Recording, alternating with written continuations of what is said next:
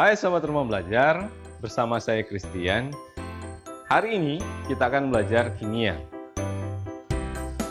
Pernahkah kita melihat hal-hal seperti ini? Ini adalah proses korosi yang terjadi pada besi, perak, dan tembaga.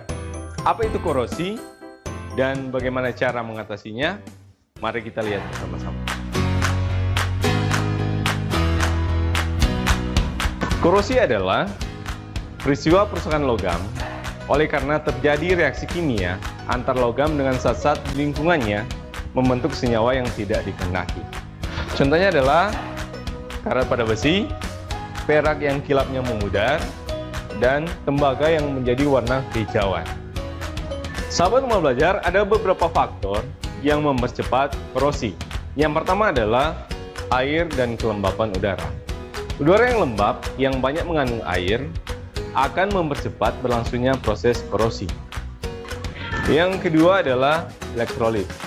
Elektrolit yaitu asam atau garam. Oleh karena itu, air hujan dan air laut merupakan penyebab korosi yang utama.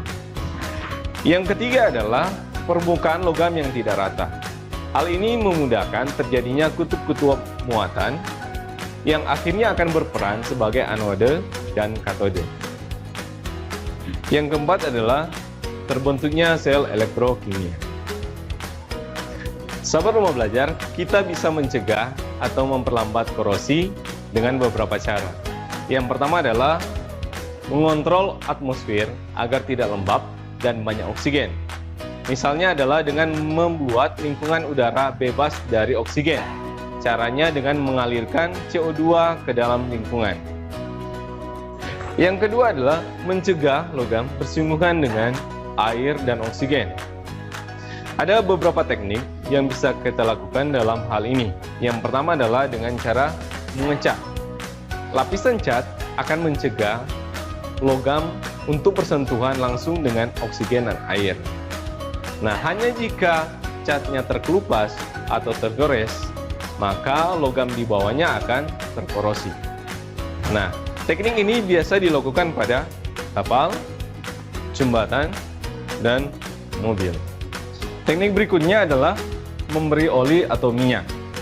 Lapisan oli ini bisa mencegah kontak langsung antara besi dengan oksigen dan air, dan harus dioleskan secara berkala. Contoh penggunaannya adalah pada mesin mobil dan mesin motor.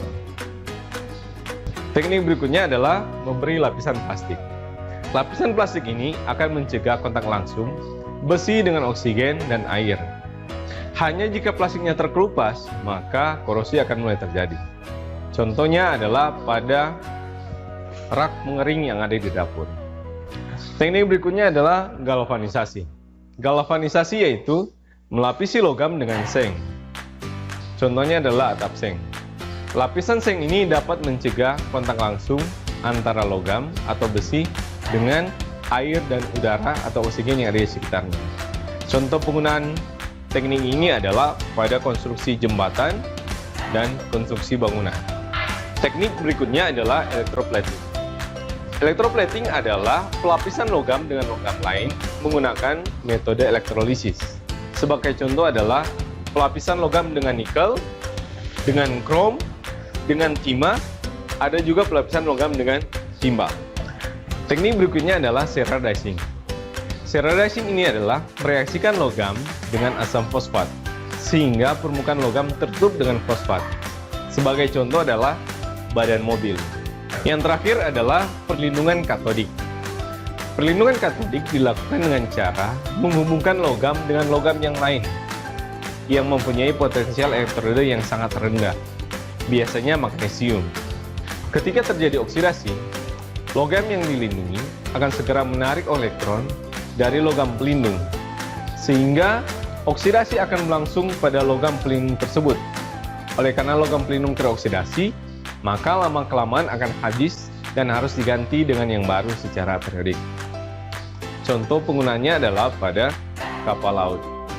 Jadi, kita bisa mencegah korosi atau memperlambat korosi dengan cara yang pertama adalah mengontrol atmosfer. Yang kedua, dengan mencegah logam untuk bersentuhan langsung dengan air dan oksigen. Yang ketiga adalah perlindungan katodik. Demikian materi kimia kali ini. Sampai jumpa di lain kesempatan.